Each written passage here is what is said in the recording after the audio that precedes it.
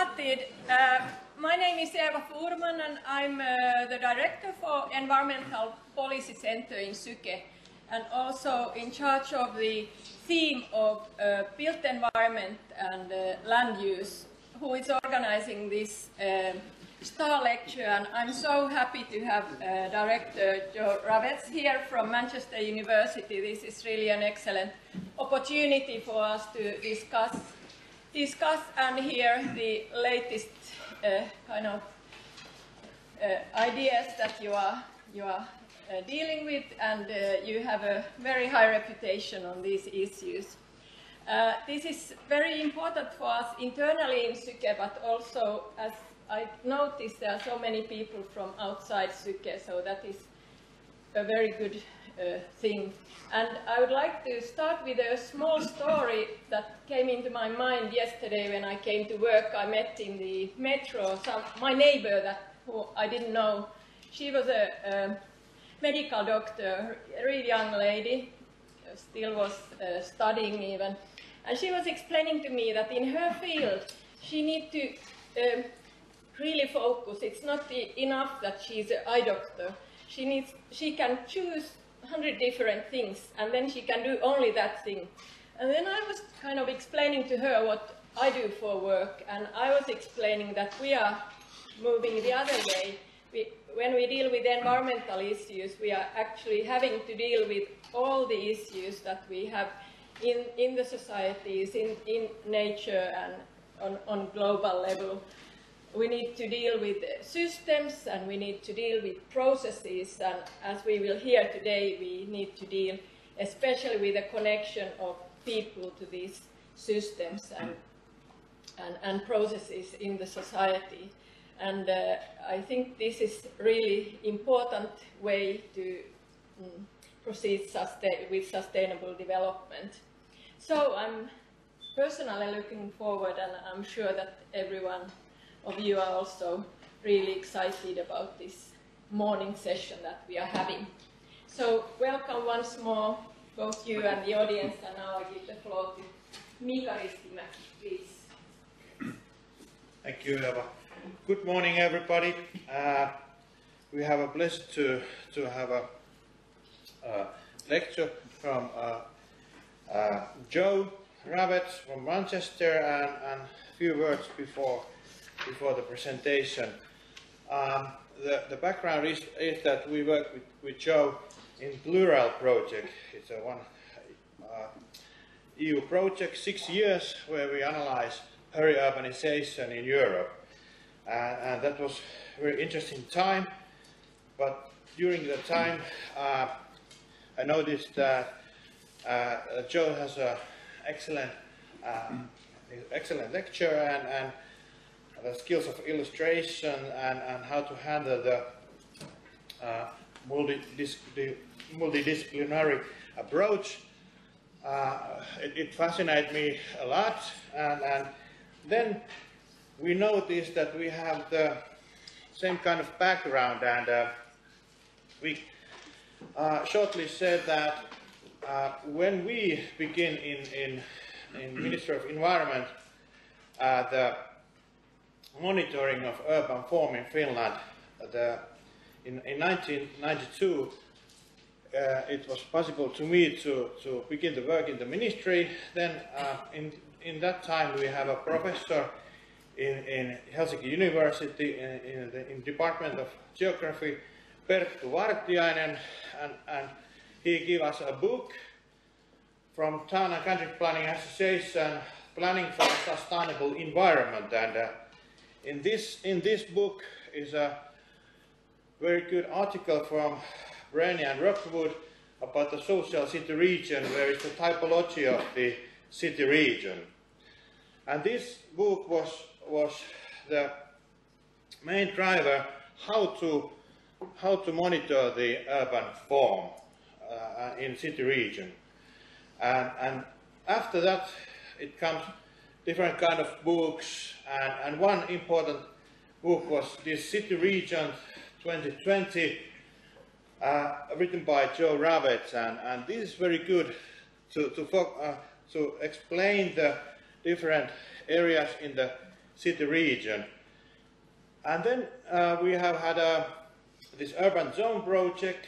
First it was, in first time we have a visitor presenter from Oxford University, Mike Jenks, and he's also part of this Town and Country Planning Association. And then last year we have a Professor Peter Newman, and before that Jeffrey Kenworth, and so on. But now we have a very good possibility to see how to handle the forecast, how to handle the future, the foresight, and in mental level, let's say, how to understand the city. And Joe has now written a book, Urban 3.0, and he will give presentation about this forthcoming book, as I understood.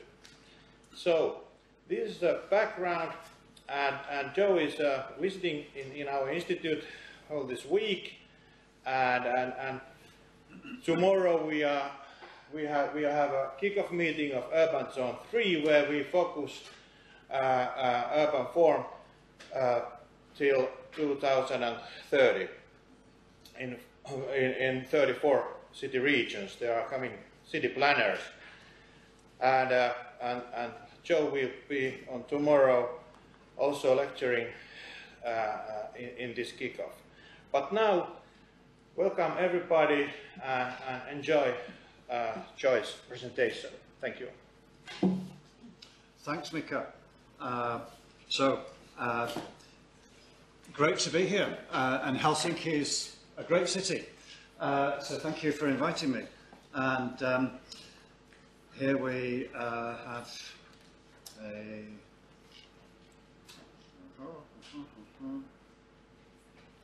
problem.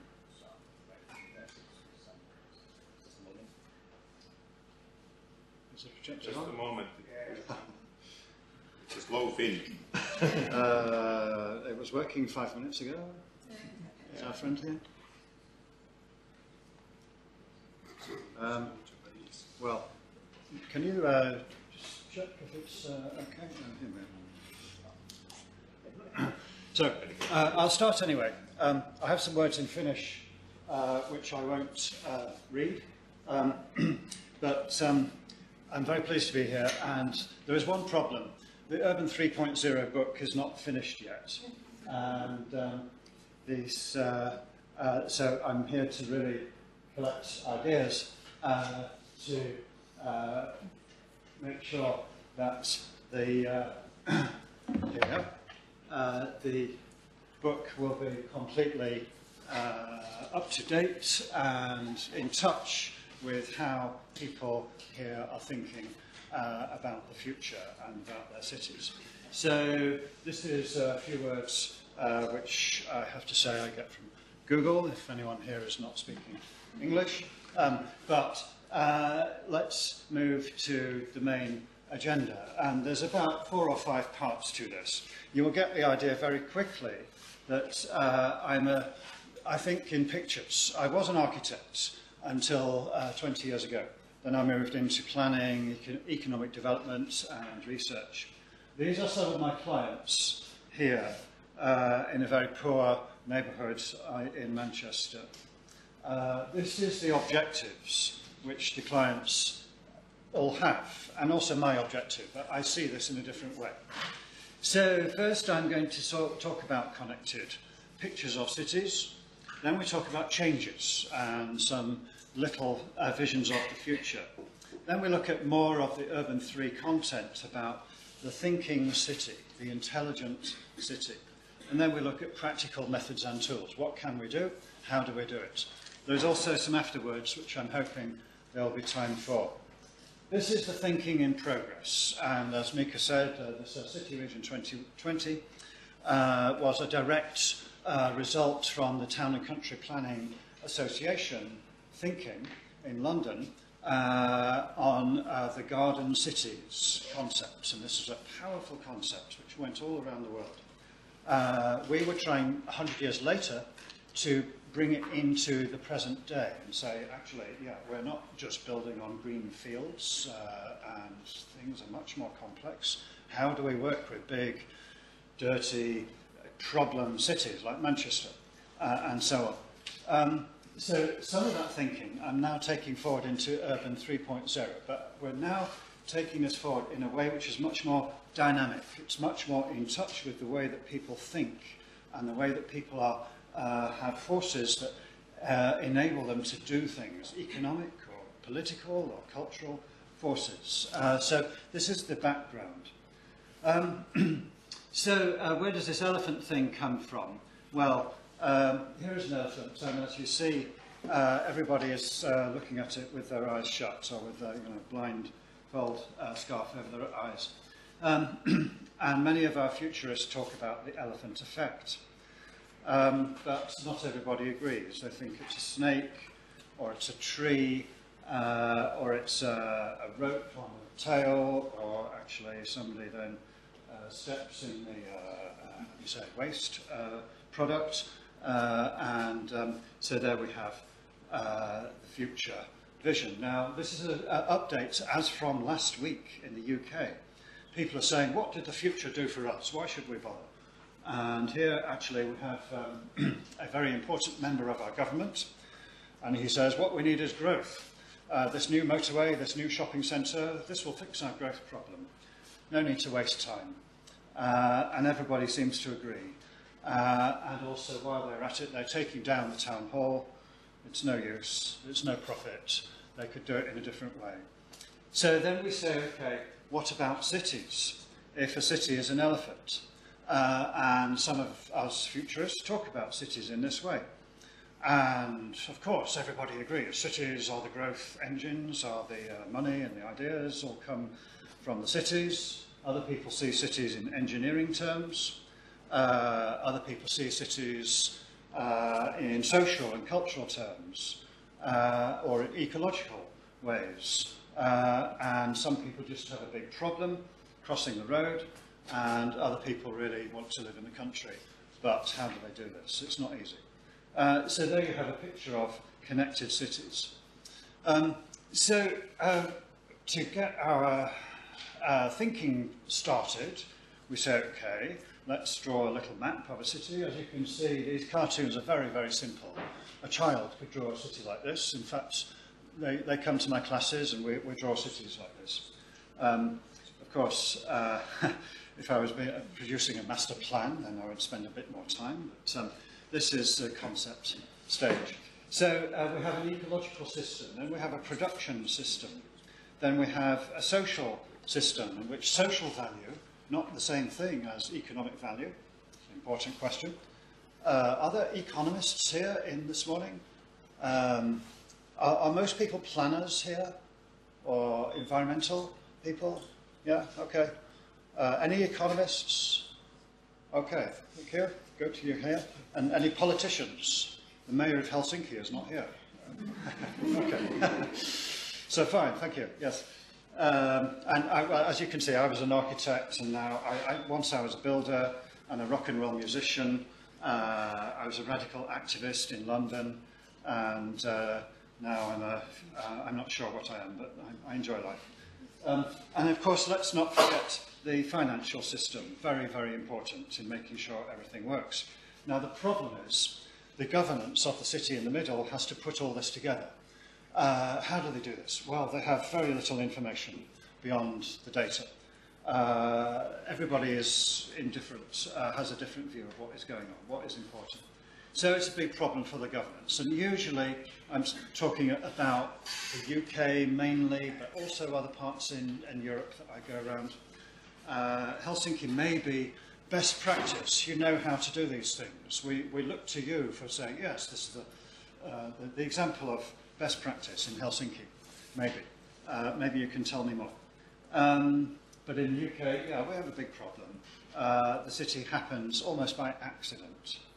So then we say, okay, what's going on here? Well, if we're talking about environmental problems, they're complex, interconnected, but most policy is simple and not well connected. So immediately the policy does not well fit the problem.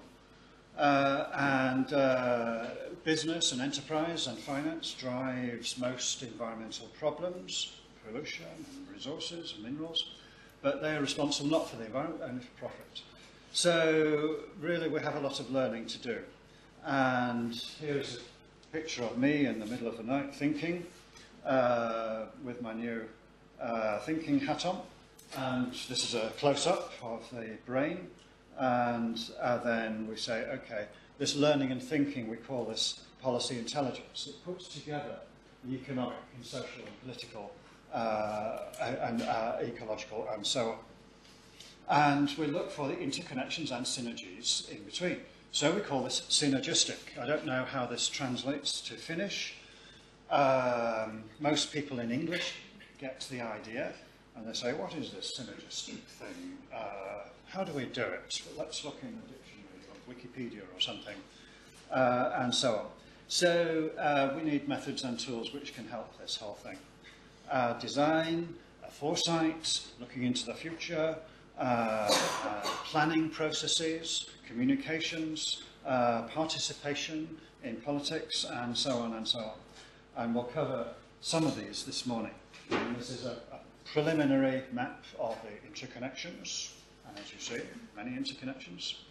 So at the core of the idea is a 1, 2, 3.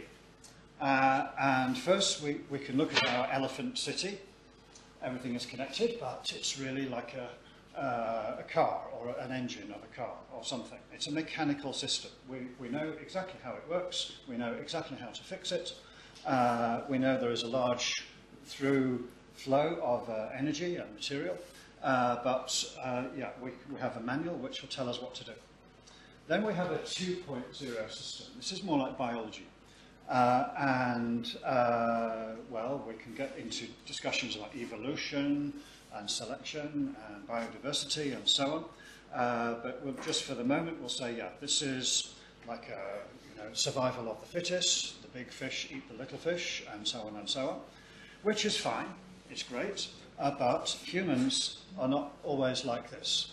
And so then we come with the idea of a 3.0 city, or 3.0 economy, or 3.0 technology. And this is based on human synergy, social learning, social intelligence, and so on. We can also find some more words. The 1 is a clever city, the 2 is like a smart city, and the 3 is like a wise city. The wise city knows more than just being clever.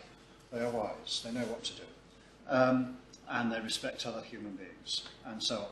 So that's the 1, 2, 3. Well, let's look for a few minutes at the changing context. The first question is, we have an urban world. This is a global context, as you can see. And this is a nice graphic from UNICEF. Now, I've put a little circle around Helsinki. I think this is Helsinki. I have to check. But you get an idea of the position of Helsinki in the world and in the urban world. So, yes, we have greater than 70% urbanized, in contrast to some other major countries, like Germany, is less urbanized than Finland. This is interesting, and so on. And then we contrast with China, India, and so on. And this is now, and then we look at in the year 2050. And you can see the difference. Let's just look at that again. Now and 2050. So the big urbanization is in China and India. These are huge urban effects. China is building more cities, more urban structures every year than Europe is building in 20 years at the moment. And Europe is quite busy too, and so on. So here we have, a picture of the urban world. Then we look for EU policy. Well, I worked on this Cities of Tomorrow. You can get this on the internet from DG Regio. And, okay, it's put in very bureaucratic language, territorial perspective, economic and social cohesion, My brain shuts down after just the first few words here, territorial cohesion, oh my God, and so on. Actually, they're talking about very much the same things that I talk about. So we had a lot to do with them. We contrast that also with something from the World Bank. And this is the World Bank agenda for planning, connecting and financing cities in the total urban world, including Mumbai and Kinshasa and problem cities on a huge, huge scale. And the strange thing is, this is not so different from the European agenda. So then we look at the European agenda. What are the issues? Yes, the cities are the new regions, but very problematic, crisis in many cases, pressures, great aspirations for government, economy and so on. Many cities are bankrupt, there's really no money. How do they provide even the basic services? And so on. I go around Europe, many cities have homeless people begging on the streets. Actually, we mentioned yesterday, I went to a Sustainable Cities conference in Germany, and to get into the conference, we have to step over the homeless people.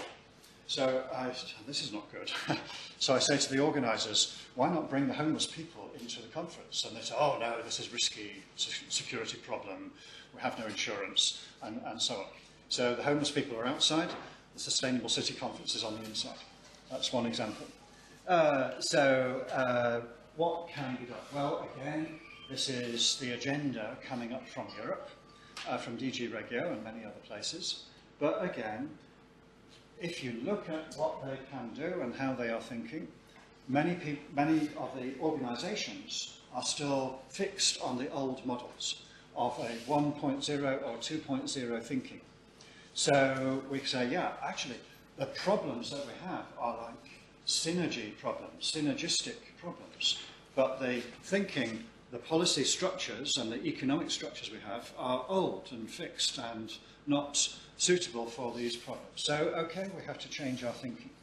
And this is really what this is all about. And then a couple more things. Well, the European view of cities. I think if you have very good eyes, you can see Helsinki here is a knowledge hub. Okay? You are a knowledge hub. Be proud. And then we have some results from the Plural project, which Mika mentioned. I won't give a presentation on the Plural project, but it's interesting to put in the background. So here you have a land use map at a 1 kilometre scale, and here we have a regional map and proportion of the peri-urban areas which are artificial surface. Sorry, this is too small. But we can see, in Germany, UK and Poland, interesting in Poland, the peri-urban areas are actually very populated.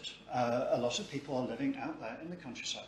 Now, is this a problem for the cities, or an opportunity, or a good thing, and so on? Well, then we have to look in more detail. But this map was very radical when it was first published. Nobody in Europe, at this scale, had seen a map like this, which illustrated that cities are changing very fast, and what was in the countryside is also changing very fast. And we can say now, yeah, actually, the rural areas in most of Europe are becoming urban in the way, not in the structures, but in what people do, the economy and the social structure and so on. So this is, again, for background. And then one more picture from the Plural. This is a picture of growth and decline. The red is growth, cities and regions, and the blue is decline. And we can see, Helsinki here is a growth region surrounded by decline. So there are strong effects pulling people into this metropolitan area of the few large cities in Finland, and reducing population around. Well, I'm sure you know these things in great detail. The question is, what happens then? And here we get into our futures thinking. And the first point about the future is there is no prediction, there is no forecast. And the future is probably going to be full of surprises. But how do we work with a future which is uncertain and full of surprises? Well, we use scenarios.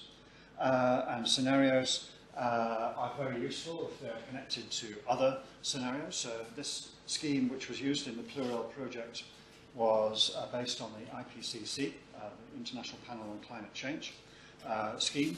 And again, we can look for different combinations of public and private and global and local. So the first corner looks a bit like some areas of Copenhagen or Helsinki maybe.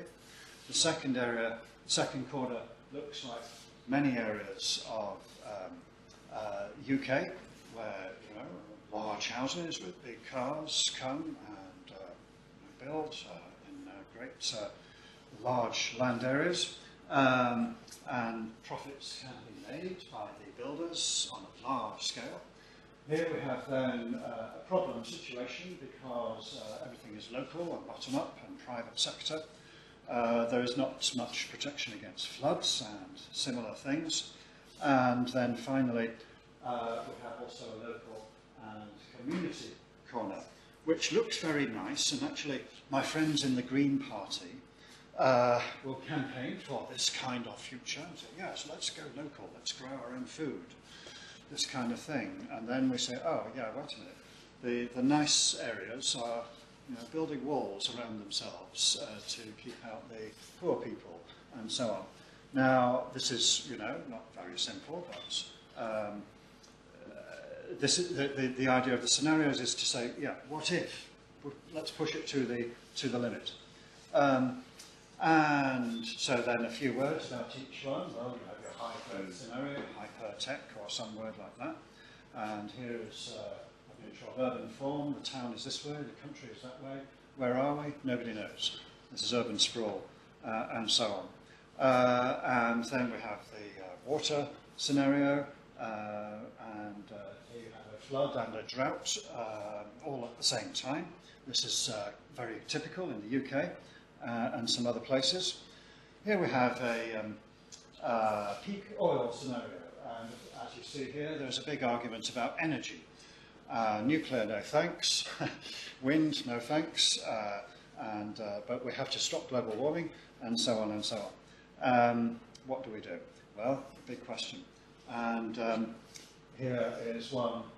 This is not far from here, I think. Where actually, again, people are building walls around their very nice green little house with their garden, but they need a big security fence and gate, etc., and also a car with very small windows and heavy metal and so on. So, well, what happens then? Well, here we have the beginning of drawing, not finished, which tries to illustrate some of the problematic themes in a way which we can then work with. So we look at the transitions in progress. Can you see all these words from the back, by the way? Are you okay? Yeah. And you can hear me okay?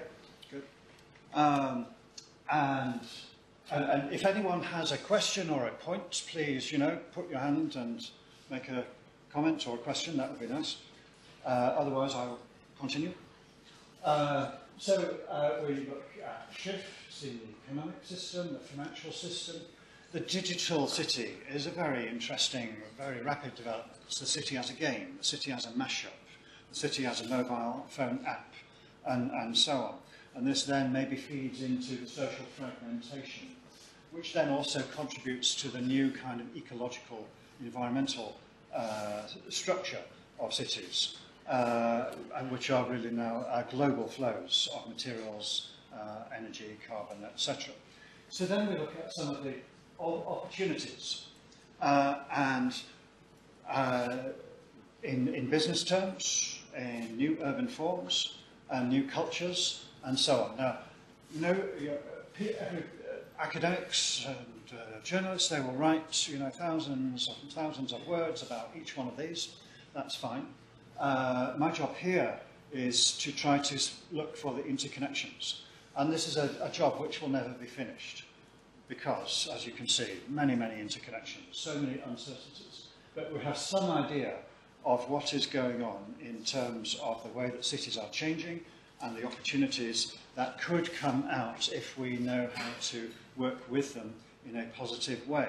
And again, this brings it back to synergistic thinking. So how does this work on the urban scale? I'll just say there is another presentation on economics and another presentation on environmental things and so on. This is the urban of the urban 3.0. If you have good eyes, you can see and zoom in, and here's our industrial city. This is Manchester, or maybe Tampere, or Milan, and so on from 100 years ago. And the growth of the city is mainly quite linear. It's just pushing out in all directions with the available technology, subject to water and energy resources, subject to transport, and so on. So we can draw a little map and say, yeah, the structural force is all about growth and expansion. Then we can say, okay, and this in our concept world looks a little bit like 1.0. And you say, yeah, the city is like a machine. It's a growing machine, but it's just doing what it knows how to do. More energy, more water, more transport, more people, and so on. So then what happens? Well, we then get into a more complex kind of world. Some people would say, yeah, this is advanced late capitalism. Some people say this is post-modern cities, globalized cities, and so on. And we can see some of the effects is to move the function, to specialize the functions to the hubs on the peri-urban ring of roads. So we have business hubs, we have retail shopping hubs, we have culture hubs, and we have transport hubs, of course, the aerotropolis in the corner, and so on. And if we look for the structural forces, we say, yeah, actually the city is now a circular city, and everything you need you can get if you just drive around the circle, and the circle then becomes specialized, and of course it will then create a lot of sprawl. Now, the other part of that is to say, yeah, there are adaptation processes going on. It's not just like the same machine that it was before, with more energy, more transport, more people, and so on. It's actually finding new ways to create new businesses, new lifestyles, new environments to live in, and so on. It's also creating a lot of waste and pollution, and you can see in the middle, around the central business district, there is waste, there are empty land, empty houses, and so on. But this is really a good example of the 2.0 adaptive, extractive kind of thinking. So what happens then? Well, then we have a 3.0 process. Now, in this one, I didn't try to draw everything that could happen in a 3.0 city, because actually most of what happens is not easily seen, from this point of view. But we can see from the structural diagram, yeah, we have a much more complex organic kind of process. Each of the centres is then not just a business park here and a transport hub there. Each of the centres is then a living, diverse, balanced a system of economic activity, social activity, cultural, ecological flow, and so on. And these are some of the principles which then we can bring back to our planning process. Actually, some of this is not so different from the vision of the garden city from 100 years ago. Then if we zoom out again, and this is then now the rural urban region, this is the words used in the plural project, we can look for different area types, and we can also look for different kind of linkages. In other words, the connections between one thing and another thing, or the one area and another area. So again, this is starting to put together the interconnections between one level of the city and another. Now, of course, you can say these things and draw a nice picture. To do it is not so easy.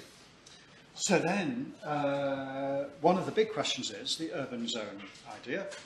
And from this point of view, we looked at urban structure and mobility. And in the 2.0 automotive city, we can see, yeah, we have walking areas, in many ways, but most of these are not connected. So the high value housing up in the top left corner has a very nice walking area, and shops and parks and so on, but to get there you have to drive a car, and so on. We also have the low value housing, which is my main interest.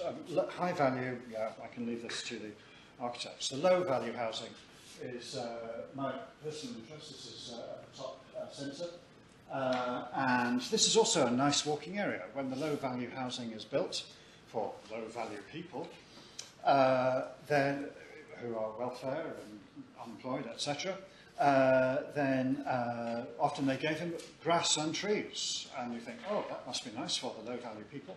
But if you have no job, then grass and trees are not always very useful. Anyway, so then we say, okay, how do we work with this urban zone concept in a way which then is useful for changing the thinking? So again, we say, okay, we have to then connect some, each of the walking areas is then enabled by transit to connect to a urban structure based on a multi-mode interchange. And this works at different levels. At the city region level, you can see it from 10 kilometres up from an aeroplane, but then we have to look at other levels zooming in, and we'll do that now. And also I'll introduce the system mapping. This is the more technical and theoretical side of the cartoon pictures. And I won't talk about this in great detail, it will take more time, but you will get the idea that, again, this is not just, some nice dreamy thinking pictures. We have a method here, and the method is very detailed and very serious. It's based on complexity science, network analysis, institutional economics, and economic sociology, also political policy studies, policy analysis, innovation theory, and a few other related fields of science. And, well, this sounds very ambitious. Can it be done? Well, we'll see. So far, so good. But coming to the way in which, let's just look at the bottom. These, we can see, in the 2.0 city, the car is the dominant thing. And if we need a new road, we'll build a new road. And the car will use the roads, and the car will then organise space and time and activity. And this is fine, but we have then huge problems of sprawl, of pollution, of social exclusion, and so on. So then we look for other value circles that connect different transport modes on the bottom left to different activity types and location types on the bottom right.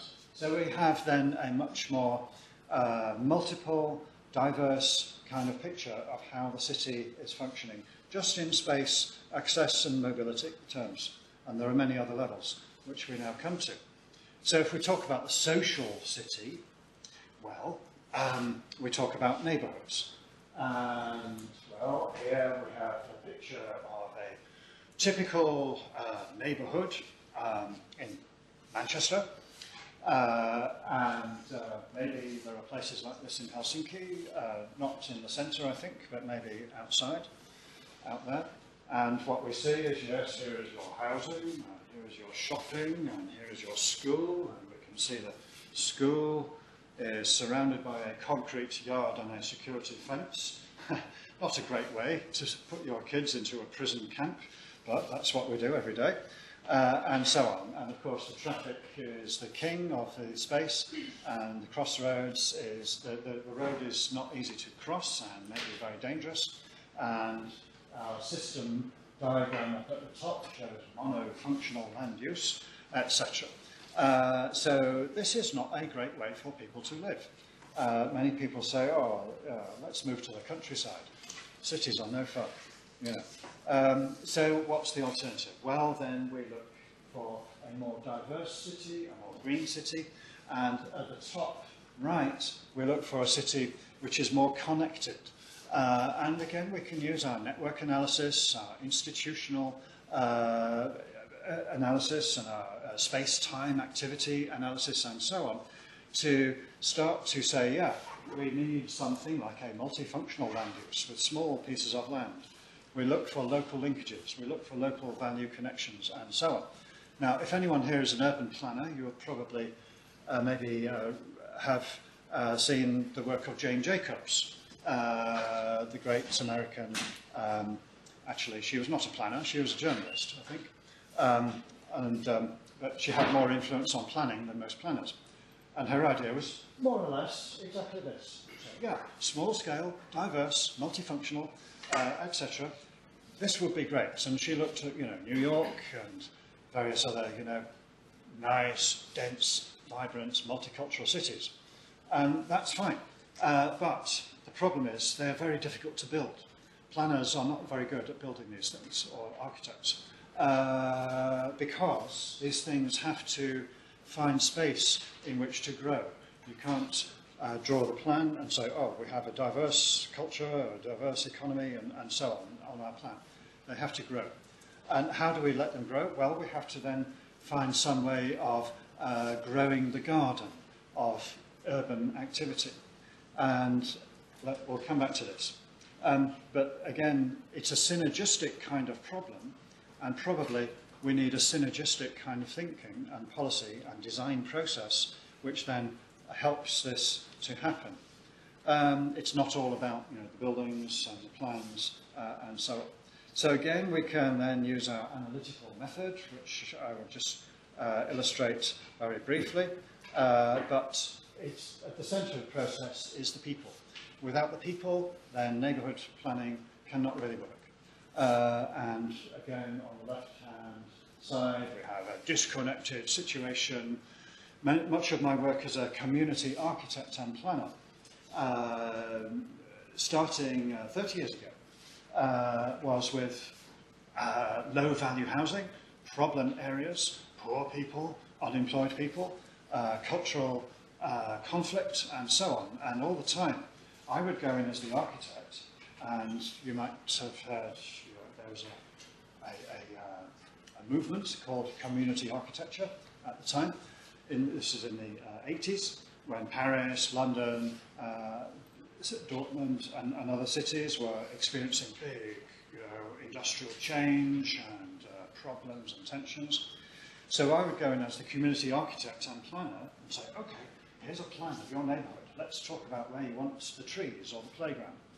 And I realised very quickly that people actually were in a state of war.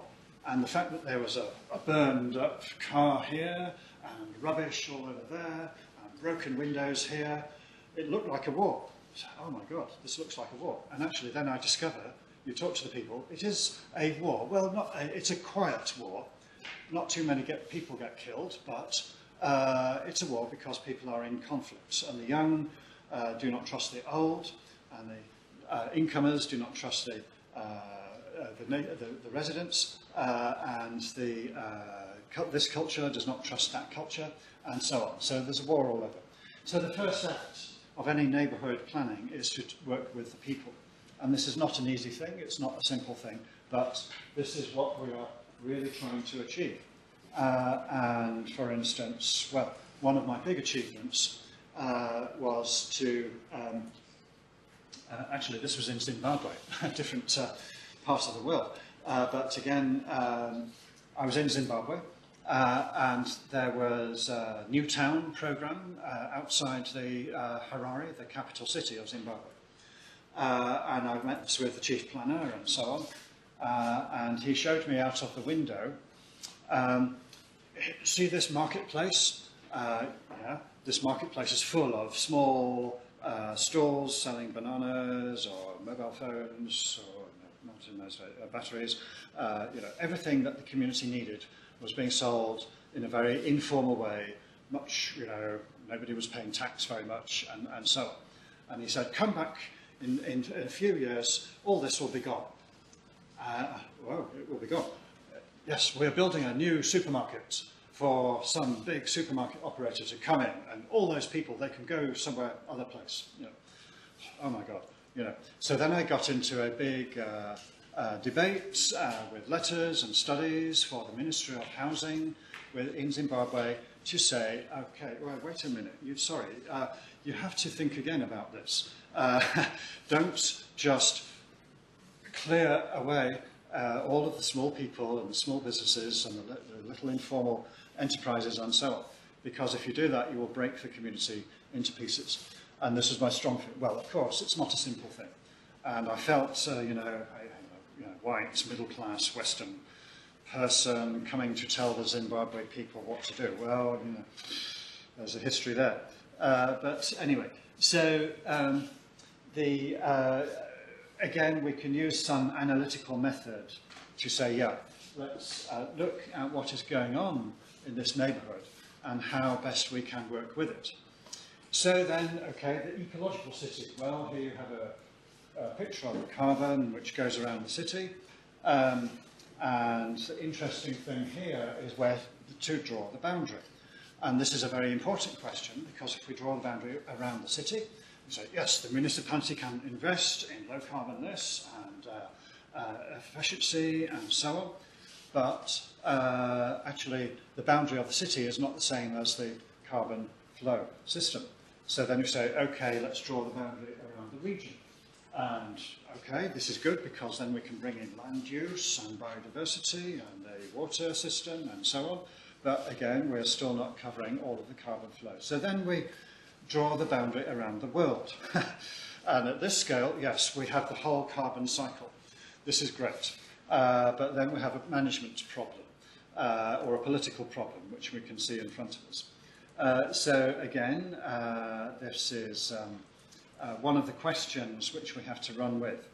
These drawings are really not part of the presentation, but just to illustrate, we did a lot of work, maybe 10 years ago, on supply chain analysis and measuring the carbon, the waste, the other greenhouse gases and so on, and against the economic activity at each stage. And then this was supposed to, in the project, feed into the policy recommendations, the policy wedges, which you can see at the bottom, for buildings and for transport.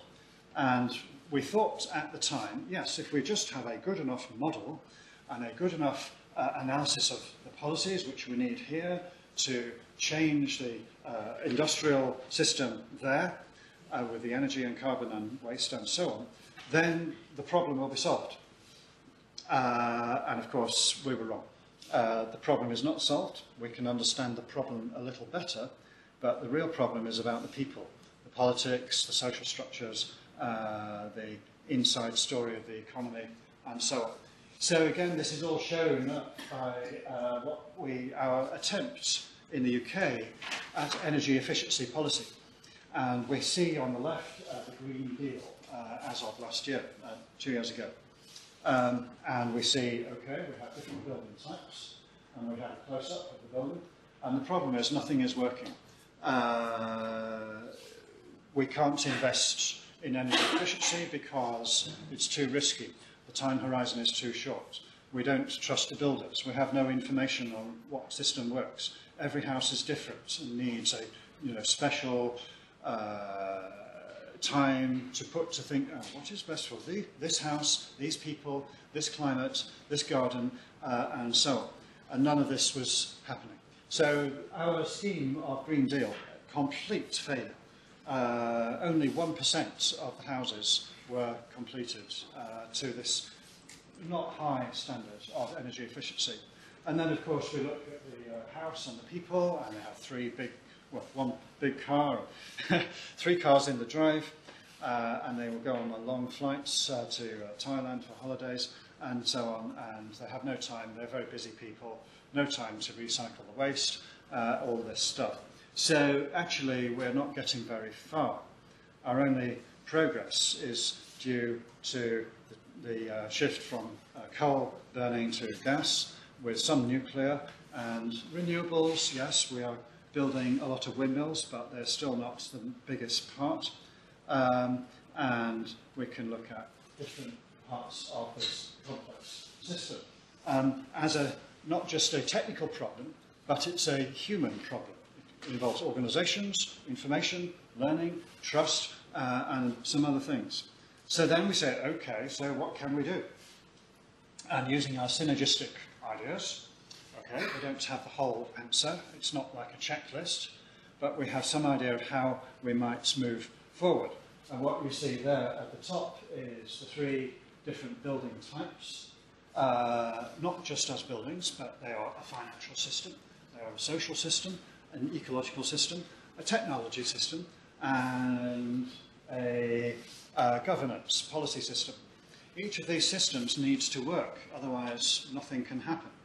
So if we have then some kind of marketplace in the middle, some kind of platform for information exchange, some maybe combination of eBay, Amazon, Wikipedia, Facebook, and a few other social media ideas, which are great, then we say, yeah, actually, maybe there are ways to get these different things all working together. The money, the people, the technology, and so on. And then we see the results in the picture of the house. And suddenly, the people are transformed. They cycle to work, and they have one just small electric car, and they recycle all their waste, and they're beautiful people, and live happily ever after, as we say.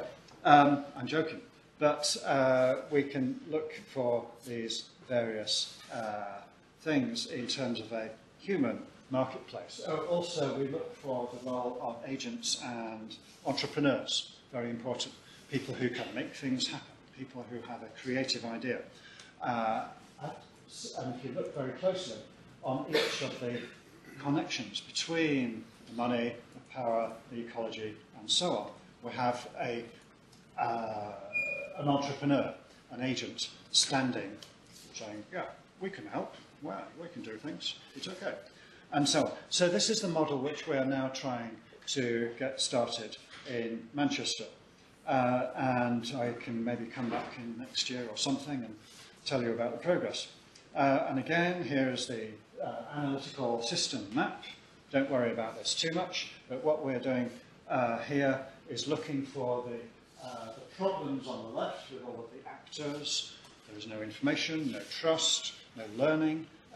Everybody is in their own, separate world, and so on. And so we have big structural problems up at the top left, and then we say, okay, how could this work better? And then we look at what this means for the people. And the short answer is, yeah, we have to keep everybody happy. These are like people sitting around a table. And if everybody is happy, there is something there for them. From the banks, to the governments, to the architects, to the builders, to the people who live in the house, and so on, then we have a deal. Something can happen. So how does this work? Well, design and planning. And again, we have a situation which I found when I first arrived in London some time ago. We found, they're destroying the houses of the poor people in order to build big office blocks and some apartments for the rich people. I was not very happy about this, but, and I was an architecture student, and the architecture school said, you don't worry about the little houses, nobody's interested in them. We want to build big things, skyscrapers, shopping malls, big hospitals, airports. Yeah, we can do it, we're the architects. So I was, not very happy about this. So I went to work with the little people and looked at what was possible. And then I realized, of course, this is not about the architecture, this is about the business model. And here you see in the middle, this is how the decisions are made. You have a boardroom of a private sector company.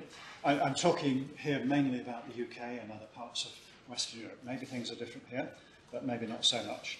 So you have a private sector company. They have one single objective, profit for their shareholders, and then payment for their directors, chief executive, and so on. So their only interest is in profits. They're not interested in the houses of the poor people. And they want to build new stuff, so here is one result, and here is one of the blocks. Big block, it's like a machine for houses, a machine for living in, like, you know, if architects are here, Corbusier, etc. And that is okay, maybe, but actually it's not a good, well-designed machine, because it's not a machine for cows or chickens, it's a machine for humans. Even cows and chickens have some, you know, needs, actually. But we're talking about humans. So the idea that, yes, we can just live in a machine and depend on this totally functional, monofunctional environment, this is not always great. So what is the alternative? Well, again, if we look right at the top, we can see, yeah, this is a system of making money. The money comes out of the top, the money goes round, the money comes out of the top. It involves some design and some policy, regulation, but then other stuff comes out of the bottom. This is the waste, the pollution, the bad design, the exclusion of poor people, etc. So again, we say, okay, how could this be different? What if we have a synergistic design process and planning process for a synergistic problem? So, yeah, actually, the money goes round, but the people are also in the centre. The technology goes round, but also the policy is there. And the ecology goes round, but also the technology, and so on and so on. Everything is integrated. And we see the little picture. Yeah, we need offices, we need apartments, but, you know, they can combine with the little houses. And then in the centre, we see the process which we used in the 1980s and 90s. This is called planning for real. And here you see, if you have good eyes, all the people who live in the neighbourhood, they get round a big table, they have a map of the neighbourhood, roads, you know, made large on a big photocopier or something, and then they make models of their houses with, you know, paper and sticky glue and cardboard, etc. And then they say, oh, this one here and that one there. But no, I live here and I need to see my child playing on the street, so let's move it this way. And then put the trees here, but they will take 10 years to grow, so let's have something in between. And so on and so on. In other words, people can create the complexity and diversity of a human scale neighbourhood. Machines and top-down plans cannot create this. Only the people can create. And we can maybe provide the people with the tools and the policy context that help them to do this. And the result, well, it's, who can say what the design will be, but it is more likely to be diverse, small scale, ecological, friendly. Children can play, old people can move around in safety, etc. This kind of thing. And of course, the buildings are only one part of the story. The centre of the picture is the humans. So again, okay, more diagrams, which I will just leave, you know, you can maybe have a look in the book. And the purpose of these maps, these diagrams, is really to say, yeah, there is something going on here, which is then you can transfer. So, okay, yeah, here is like a system map of how to do integrated planning. And what can people get from it. So this brings us very quickly to the practical bit, how to do it. And first of all, the context. Some of you just saw this yesterday. So much of my academic work and policy research is like this, or was like this, for some time. So we would be very busy with our modelling, analysis of supply chains or urban low-carbon city or something. Here's the results. We write a big report. I work all night to meet the deadline, as usual. And here, Madam Chairman, here is the results of the scenario modelling. And Madam Chairman says, thank you, I will put them on the shelf. And that's it, nothing happens. Because if we look at the reality, we're talking from her point of view about synergistic knowledge. The technical knowledge is one part of this, but then we have political things, cultural things, ecological things, social skills, entrepreneurs' skills, and so on and so on. And again, if we're serious about moving forward, these things need to connect. It's not enough for the academics to produce a modelling exercise. Well, so here we are back to our picture of the blind people, like this. So what's going on? Well, we have some kind of linear model. And this person says it's a snake, and this person says, no, it's a tree, no, it's a rope, or whatever. And we can say, yeah, if we are doing foresight, I should introduce foresight properly. Foresight is a method for not only exploring possible futures, but creating the future that we want, in very few words. And there's a practice on foresight. We run a foresight course every year in Manchester. You're all very welcome in July. I can send links. So foresight thinking is very important in some areas, particularly large-scale technology, new infrastructure, economic policy, and so on. In urban planning, it seems to be a little, it's a grey area. People are not quite sure, should we do foresight here? Should we just make a plan? And the planners often say, yeah, let's just make a plan, because a full foresight, it's complex, risky, we don't know what the results will be. It actually costs a lot of money, because you have to talk to a lot of people. This takes time, and time is money. So let's just do a plan. Now, I'm not here to criticise planners. I am also a planner. But there's this little issue here. Anyway, so who is doing this kind of foresight? Well, the leaders, the chief executives, the directors of departments, and so on. Why are they doing it? Because actually they want to make more money or reduce the risk of losing money, and so on. So this is the mental model. And then this down here, this is the kind of process model. And we draw some pictures of alternatives. We count our elephants. We say only, if we want a new policy about elephants, yes, we'll send in the army, or maybe the heavy construction machines, and the result will be growth, and so on. And how do we know? Well, because we write a big report and we also count the money. So this is the kind of old model of doing these things. So then we say, okay, what if this was different? What if we looked at the elephant, not just as 1, 2, 3 or 4 elephants, but as wonderful creatures, animals in their environment, people and other species and so on. And what if we looked at different ways of making change? And what if we looked not just for ways to make money, but all of the other values which are important, and so on. And what if, instead of our result being a report, we look for the people first, and say, yeah, if the people are talking and trusting and creating each other, then this is what we want. And again, then we can put together the picture of the elephant, as you see here, with all of the different values and connections and relations which people have with the elephants. And everything looks beautiful.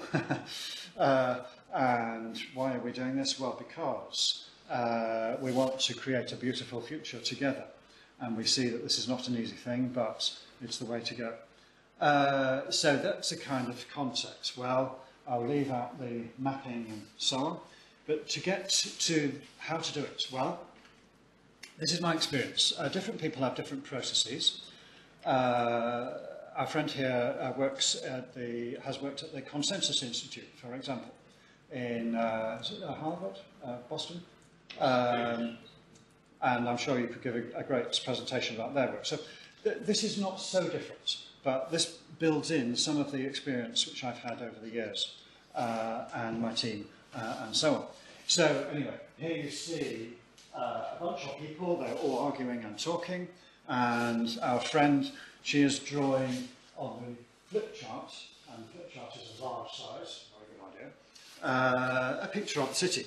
And the city is complex, there are problems, climate change, flooding, too much traffic, too much growth, urban sprawl, social exclusion, the city government has no money, and so on and so on. So this is a usual problem, and it's a very good idea. I can recommend to draw this on one sheet of paper, and then we'll say, oh no, we need more paper, okay. And then another one, another one, another one. So then we say, okay, let's draw, where are the boundaries? Well, this is a big question. Let's start somewhere which is not too difficult, just for today. And come back next time and draw some more. And then we say, okay, let's try to be a bit organised, and we then start to draw a system map. And this is very easy and good fun to start. I can recommend it. And so, okay, we get some picture of who is around the table and who is working with who does not like who does like who, and so on. And we start to illustrate some of the structures of power. And we can talk about power of political power, but also economic power, cultural power, knowledge power, and so on. And all of these are important, and often our biggest problem is where we have power structures which stop a good discussion. So if we have, the chief executive on one side and the homeless person or the poor people on the other side, we say, oh, well, how can we have a discussion, There's a millionaire and there's a beggar, someone with no money. How can they talk? Well, we can find ways, and if we do, it's usually very, very useful for both sides. And then we say, okay, we can start more mapping process. If we had more time, I would demonstrate on a flip chart another time. And okay, we're dealing not with one city, but many different cities. So let's talk about a smaller table, smaller table, smaller table, and we can explore what's going on here. And my friend here is on his mobile, as usual. And we can draw a map of all the different tables and then start to explore the connections. And here's the coffee table, very good idea. And then we say, okay, so how are these things actually, what's going on? What is our problem? And here we have a picture on the flip chart of the most common situation we find in urban planning, which is very easy to explain. The money is driving the system, and then the profit is taken out at the top. The system goes round and round in the middle, and then we have the ecology or the social system, and it impacts the waste and pollution comes out of the bottom. You don't have to be a Marxist to think in this way, but it helps. And how can we understand this? Well, we can talk about games of chess, games of cards, etc. And what could be more normal than this? And as we say, it's like a game which goes around and around. So then, well, what do we do? Well, then we have some theory, which I think I will skip now because time is short. We can catch up with that later. And then we say, okay, so the second stage is co-evolution. How is this system changing? What is the logic of the system? How does it really work inside? So we put these things into a giant ball made of glass. This is just an image, it's not a reality, but it helps to have a nice image. Meanwhile, everyone is having coffee, and we're preparing our flip charts, and so on. And if we do this, we can see all the different layers of the city and how they connect, or maybe not, and so on. And first of all, we can look at different types of city system, or an economic system, political system, organisation, etc. So here we have our linear system. It's like a machine. The person at the top gives the orders. The person at the bottom just does what they're told, or takes their shopping and goes, and so on. And often, yes, I had a friend who was the environmental advisor to what was then the second largest oil company in the world. Wow, they have £1 billion turnover. They operate in 200 countries, and so on. And he was saying, this second largest oil company in the world is run by 3 people. How can they do this? There's 1 million people working for them. Actually, 3 people are running it. One person, the chairman, the chief executive, and the finance director. The person who knows about oil, he's down here. So it's a money machine, and actually only has one purpose, and it's a machine. So this is a good example. And then we say, okay, so what happens next? Well, then we have an adaptive, extractive system. And we could say, yeah, the oil company is also a bit like this, but now on this one, the power to think and create, and the power of learning and intelligence is now a bit more down into the centre, a bit more distributed. It still allows the people at the top to walk away with the euros. And it still allows, and it encourages the dumping of the waste and the pollution and the poverty at the bottom. Again, we can draw this actually like a big fish eating the so then, okay, what happens if we spread the intelligence around the system totally? Synergistic system, where each level, the economics, the politics, the ecology, social, cultural, and so on, each of these is learning, thinking, creating, and so on. It's like a human brain, actually. So here we have a picture of a human brain. So very creative people on the left, dreaming great things. We can see, yeah, actually, each layer is a hub of learning and thinking. Well, yeah, we can draw brains, but we don't always understand them just by drawing. So finally, in the process, we have a process model, and actually Mika is already doing some of this, I think, in the urban project. But first, we draw the landscape, we understand what we have, then we draw the changes, then we draw the new ideas, maybe 1, maybe 2, maybe 3.0, and then we work out what to do. Very simple. And if anybody needs more detail, there are 12 steps in the manual, and it's a cycle of mapping and design. So I'll leave that one there. There is a package in progress, theories, applications, process, guidance, how to do it, software. None of this is finished. Much of it will never be finished. My problem with the book is to say, okay, let's just do the book, as fast as possible and get it out. Now, that's the presentation. There's a few words after. Can I, if we have another few minutes? Yeah.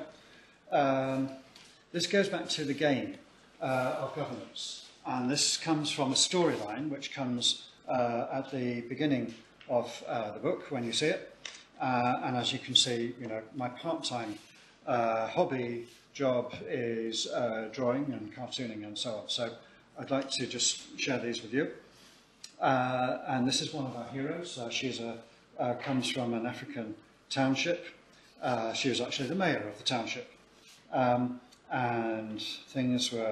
the problems were very, very big. And as you can see, governance is not a simple thing.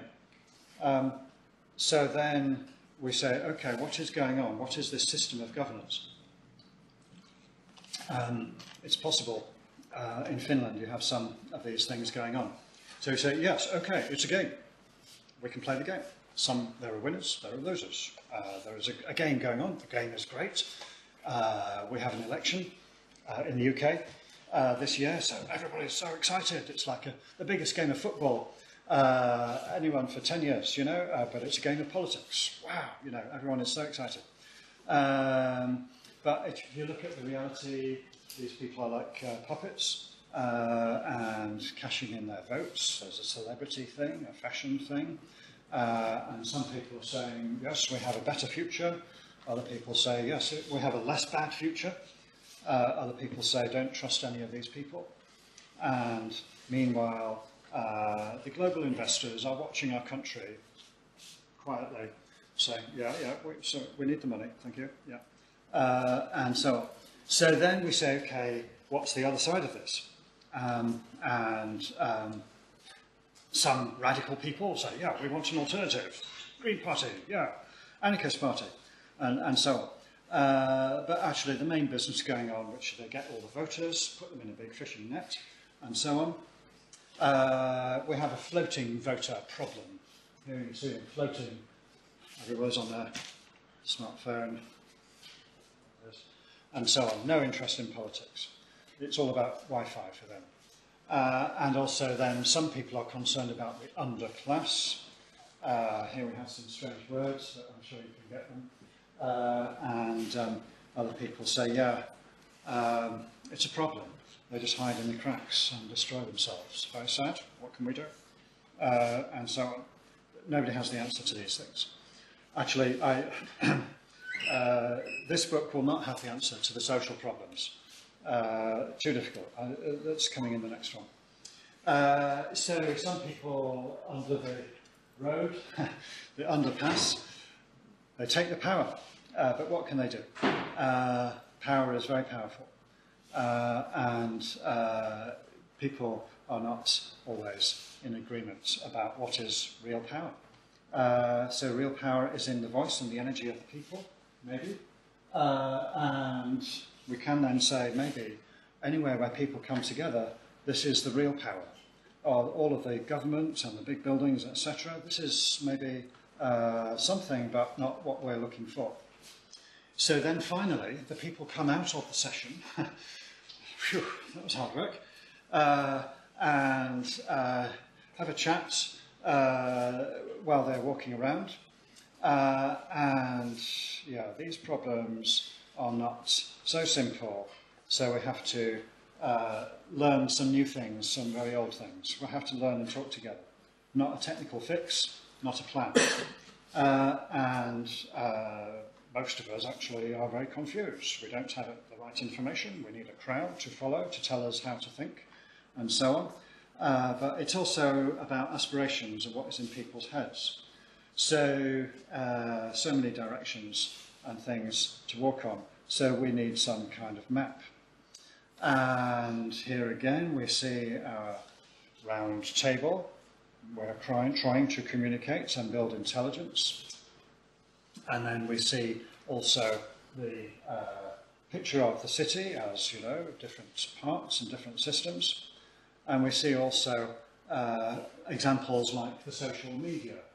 Who can say where this is going to go? 20 years, we've seen more change in there than ever before. And at the end of the story, we see the child building the city. So that's really it. Sorry I've talked for too long. Thank you very much for listening, and I hope you enjoyed the pictures. So let's have some questions and comments, please. Thanks. Thank you.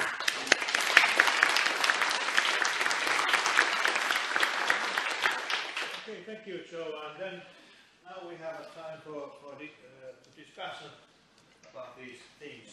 What kind of questions you have? Well, obviously, the question how to measure synergy is one question.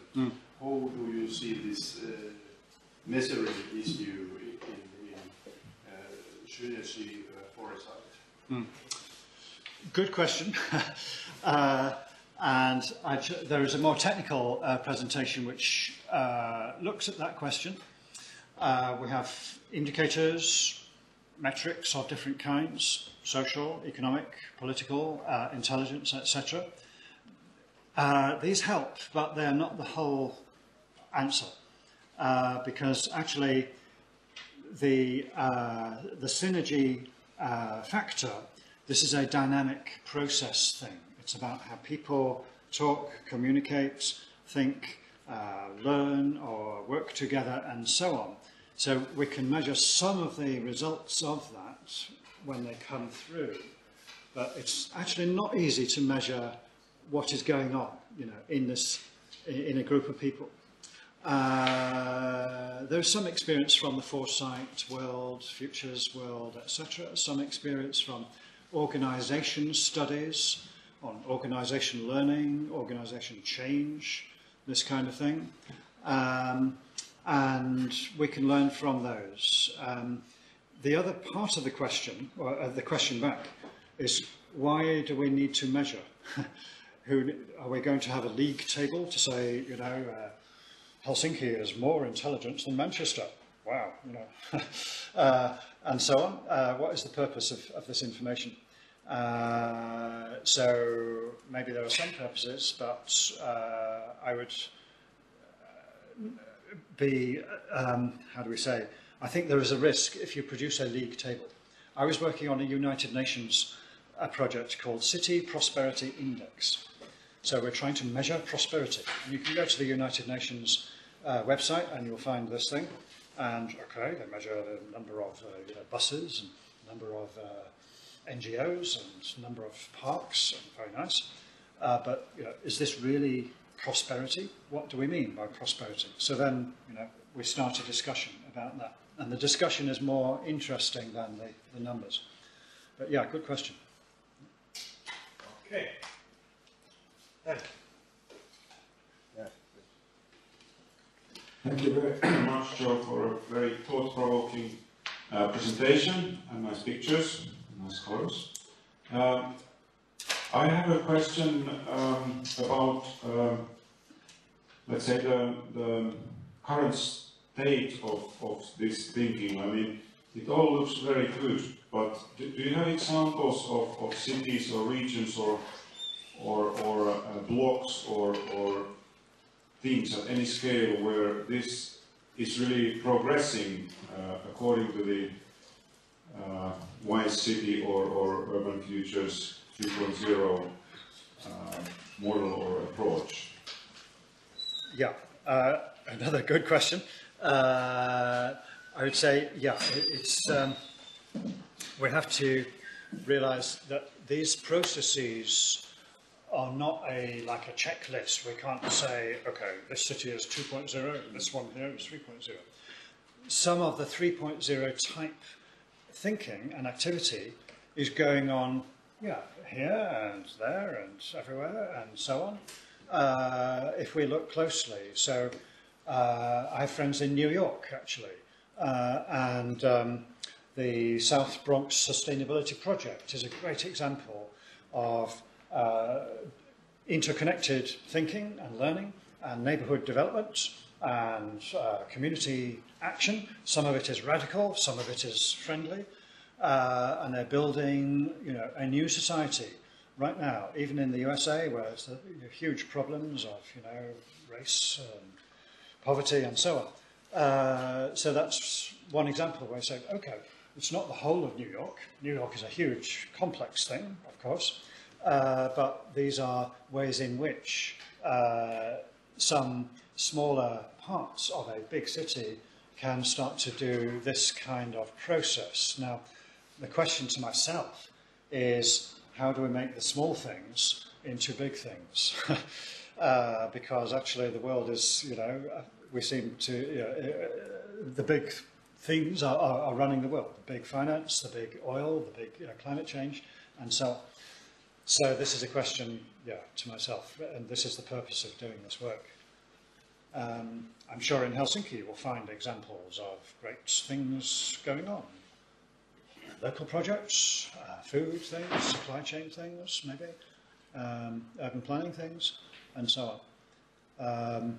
In Manchester, I could show you some examples with more time, but in Manchester we have a famous project, which is now world famous. It's called Incredible Edible. And the idea is, it's in a small town where I lived before.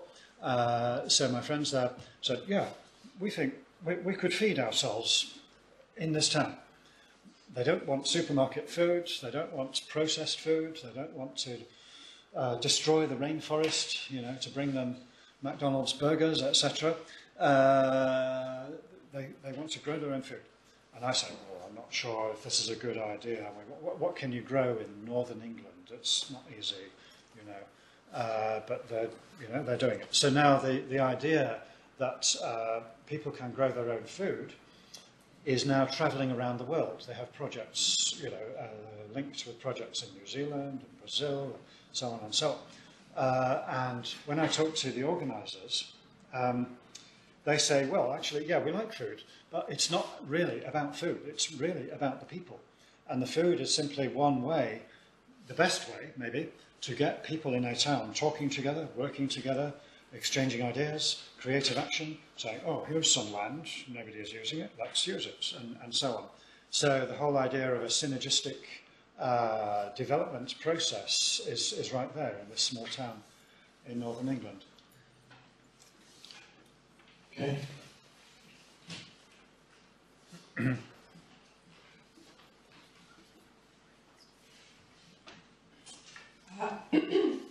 Thank you for a very nice presentation. This 3.1 looks very complex, and we know that in reality it is complex. And that's why I would like to ask that, are you suggesting that these processes, these complex processes, are supposed to be managed or mediated by some actor, or are these more like small changes in thinking, or should it happen that someone is sort of pushing people to do that, or what is the sort of the driver to make this happen? Yeah, well, so two questions. The first one, well, I can be really honest. There is a problem, and your advice will be very useful.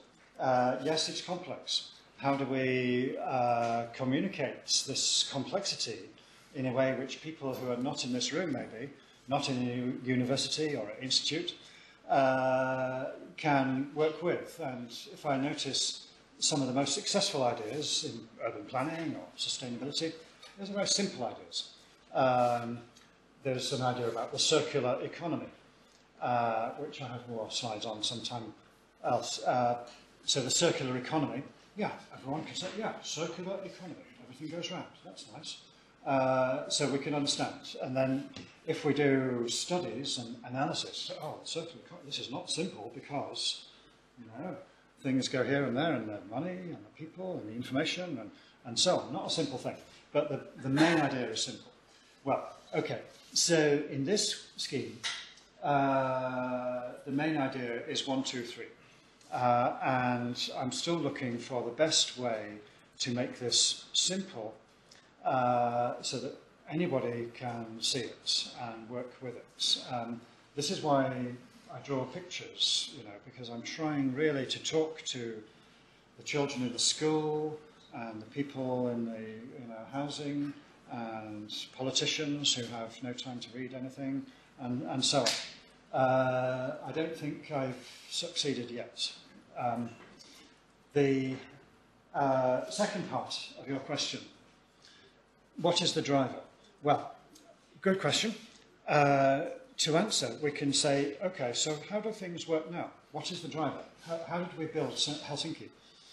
Well, some people were making money, okay, so you know, they buy the land, they get the building, they make the money, and so on. But other people are not just making money, that's part of what they do, but they're making skill. So I was an architect. I was very proud of my skill as an architect. Actually, I was not a great architect, but I loved my job, you know. So we have to then look for how people love what they're doing. Other people, the driver is environment, and you know, well, in my country, you know, Greenpeace, etc. Very, very strong drivers, and they have more members than all of the political parties. They have something like 15 million people who are members of environmental organisations. So yeah, this is a strong driver. If we find ways to use this energy, then good things could happen. At the moment, only this much is used. You know, the rest are they get the magazine, okay, but nothing happens. So these are 3 drivers of change, and there are more. So this was why I'm still looking for the best way to draw a picture of this. But we said, okay, so we have a money driver, we have the ecology, climate driver, we have the skills and love of knowledge as a driver, and so on. So, and there's more. Yeah. Yes, thank you, Joe, for a very, very inspiring presentation. Lars Gutner from the Finnish Environment Institute. I was maybe kind of following up with some of the previous questions. I think that the model that you're presenting is very, very inspiring. It does, it kind of builds a bigger story, and it would be very interesting. So as you mentioned, cases like Bronx in New York or something like this, to look at where are elements of this Urban 3.0 actually happening, and what made them come about. And I noticed in your presentation that you're very skeptical of big money and also the political machine. And this is maybe a source of a question from a kind of Nordic perspective. In Finland, at least, we kind of still have a system where government is probably more trusted than in the UK and in many other countries, and the public, the responsibilities of cities, say Helsinki, for instance, have been quite extensive, and they've a lot of responsibilities and tasks towards sustainability and so on are covered by government, actually. So I'm wondering about how do you see this, if this also relates to the question of where does the change kind of initiate from, where are the emergence sprouts of change, and cannot government or business also be active in this role? Yes. How to answer? Well, on the question of big money, big politics, and so on, well, yeah, everybody now says, yes, we have a problem. At the World Economic Forum, if I read the news, the first item is now the 1% of rich people are more wealthy than the other 99%. How can we live like this? This is not working. So then the question is, okay, so what can be done? Now, everybody will have a different idea. Marxists will say this, and new radicals will say that, and so on. I'm not here to make a political program, but what we can say is maybe if we look for the opportunities of using money in a more intelligent way and a more responsible way, then maybe the values which come through doing that will start to balance up the power of big money to be always taken up by the 1% or 0.001%, and so on. Well, we can look at that in great detail. But we look at cooperative systems of finance. The new social technology makes possible great things. We now use crowd finance in the UK regularly. We use online lending, so we don't need a bank, to invest our money. We need a good system of information exchange on a social technology platform, etc. So there's one or two examples of how we can start to use the power of finance in a better way, and maybe we will not build, the biggest skyscraper in the world. Maybe actually we don't need it. We can do more useful things, So that's the first part of the question. I think the second part was, if you remind me. The role of government. The role of government, yes. Yeah. And it's a very important point. There are big differences between governments here, I guess, and governments in other countries. UK, France, big problems with trust in government. All across southern Europe, big problems. Austerity is not popular. The governments have a very difficult job, and so on. So it may be that in Helsinki, yes, you have a best practice, and we should all come here to study. How do you do it? We can measure your synergistic thinking on our scale, and so on. But maybe also we should look at other parts of society. Now, actually, in our workshop yesterday, we looked at the idea that in our books in school and college and university, you have, on economics and politics, etc. You have, here is the public sector, here is the private sector, here is the third sector or some other name, civic society, and so on. And everything is very, organised. Actually, if we are looking around at how things are working, things are not so simple. Many parts of the public sector are more like enterprises. Many parts of the private sector are more like government institutions. And these things are mixing. And we say, why is this? Do we need these different labels? Well, maybe because the world is moving fast. Government has a problem in getting the money.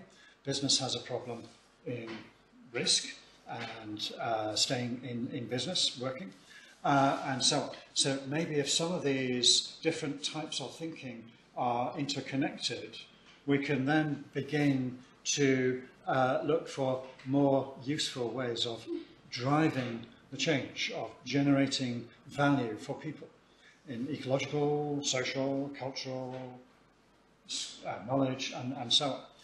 And again, if we look at some of our best practice examples, like the South Bronx in New York, or the Edible projects in Manchester, and so on, we say, oh yeah, is this a business, or is it a non-profit, or is it a campaign for political purposes, or is it some other thing?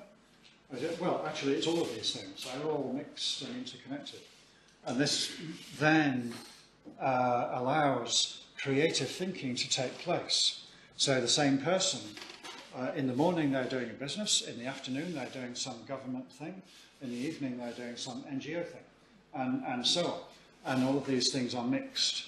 Now the problem is, this can be risky. It's easy for the money to run out, or people to not agree, and then everything falls to pieces, and so on. But we have to work with these creative spaces, and then maybe look at what works at the local scale and then move up to bigger scales.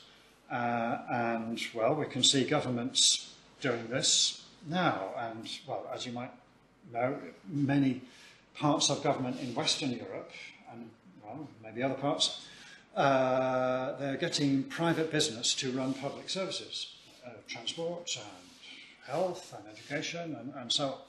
Why are they doing this? Is it all about profit?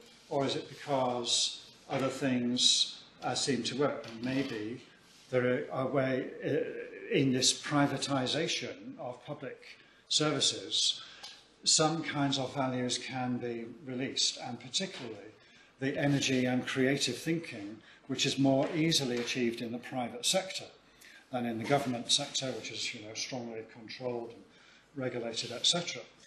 But the private sector then has its own problems, external impacts and extraction of profit and so on. So we say, well, maybe we need new kinds of organisation for economic and political purposes, which combine both of these: public sector, private sector, NGO sector, and so on. So this is thinking in progress. You can see, we can talk over coffee. But more questions? Yeah. Two questions, yeah. I'm very short. Joe Ravetz from Narva. So just to let you know what is happening elsewhere in Helsinki, we have been working on an initiative to combine what we call it the citizens' internet, which is an idea that you open a map, for example, in the case of Joensuu, and you see all city services that are being provided on a map.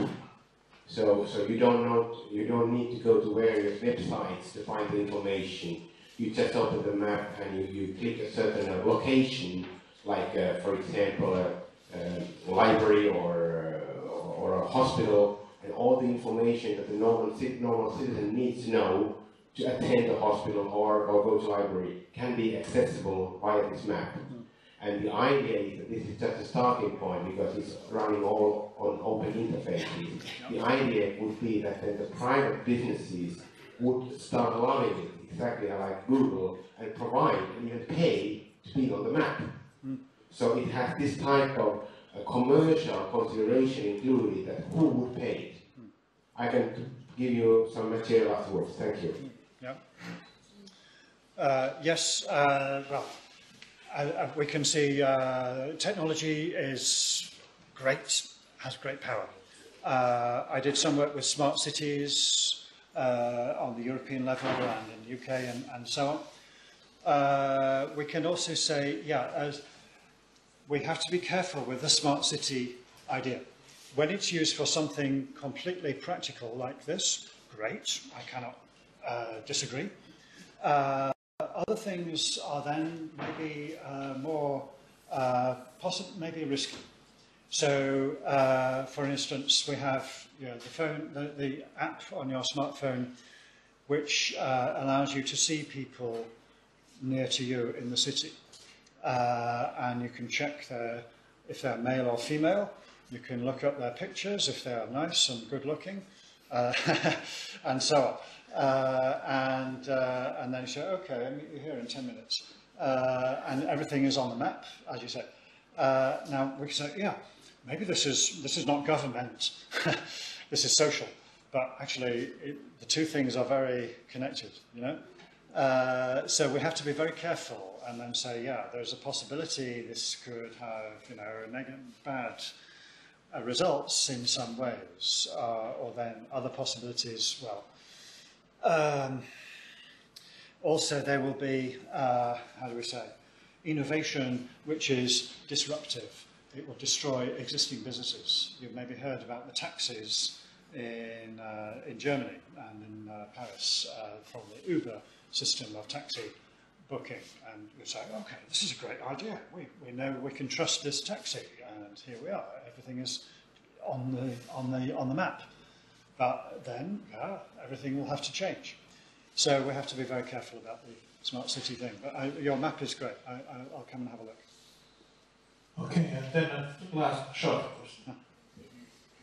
Thank you very much. Especially like the idea of being wise instead of smart or clever. That was great. And how do you see the role of the academic community? Like, how could we do our work better? The universities, the research institutes, how to provide the scientific knowledge that would be usable, and how to make the communication of it, and so that it is actually implied into the policy. Oh, another huge question. This will take an hour.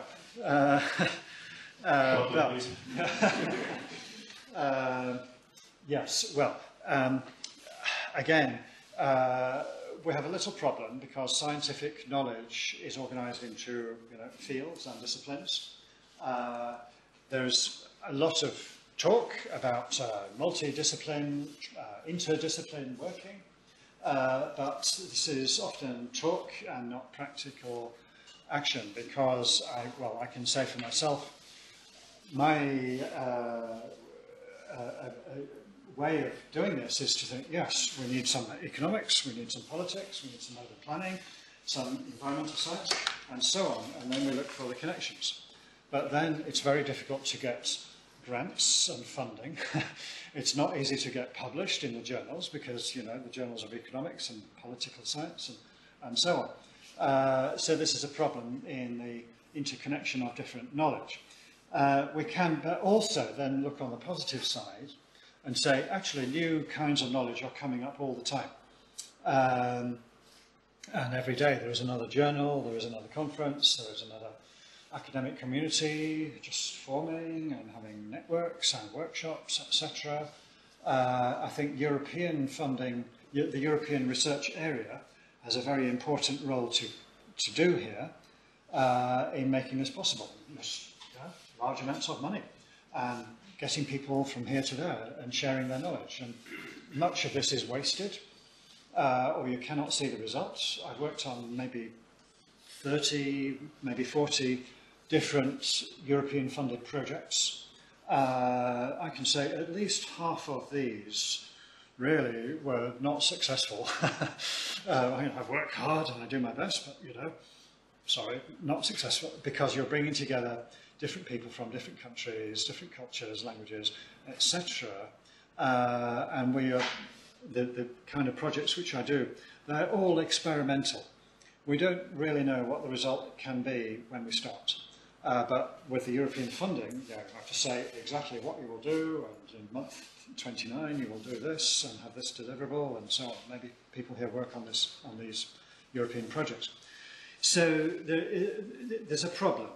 And well, we can also look for factors of change in the scientific knowledge system.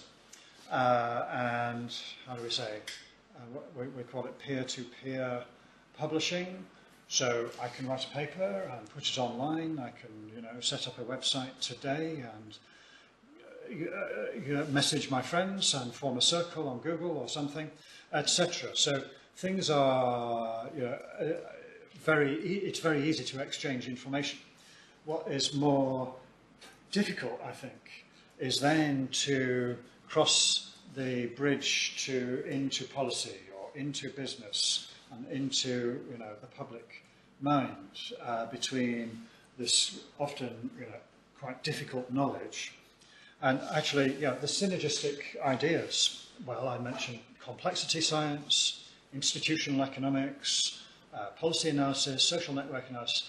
All of these are very technical disciplines. So if I go to my local neighbourhood planning meeting and say, let's talk about complexity science, they will just not be interested. I have to then, make a big translation, into things that people understand. But then if I go to my neighbourhood meeting and I say, well, actually, these people know things that I don't know. I should learn from these people. So then the knowledge is going both ways. It's not just, here we are the scientists, we are the experts, we know all the answers. It's really not like that. We have a role to play, but it's one of many roles. And again, we have to look for ways to share these roles in a better way. So, yeah. Thank you, Joe. I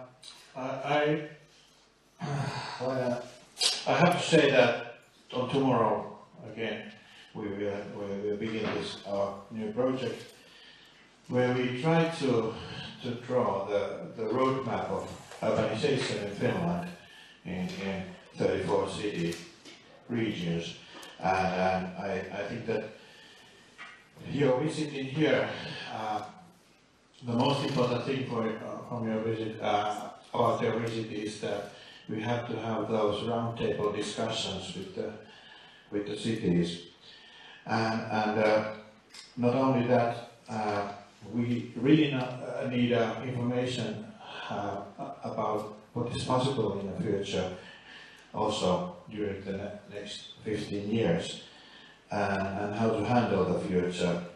The future we decide, as you said, but